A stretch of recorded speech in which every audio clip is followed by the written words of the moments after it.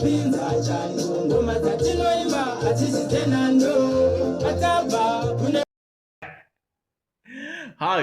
my name is Party Twice and I'm Mr. Beast Zimbabwe. We are broadcasting live from our Party Twice studios.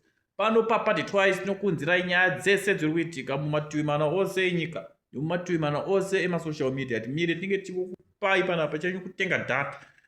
Handu maiziya kutenga data chete, tenga data rako. Wotouya pano pa Party Twice wotonzwa ma-updates ese ari kuitika. Dzinosekesa, dzinonyadzisa. Zvese tokupai pano pa Party Twice antu. Tisingadi kupedza muna matosadzara chipora. Nhasi nenyaya boys, borodheo yazviita zvakare. Hati majara museka gogwa antu. Nhasi kwauya borodheo boys, borodheo yazviita zvakare boys. Mumwe picha ndaisa boys vakaiva boys. Pane munhu ava murume boys atenda mukadzi kujimu boys. Vaona mukadzi ichikwirwa boys nauyo kujimu uchiita itaire endesa papicture boys itaire boys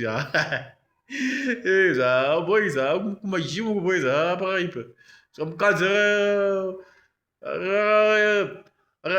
akaisa makumbo mudenga murume apina musoro boys kujimu boys kuborodheo pakaipa kujimu vakadziendesa mega Tudze mafungiro enyu boys comment section nenyaya iyi boys. Tudze mafungiro enyu comment section.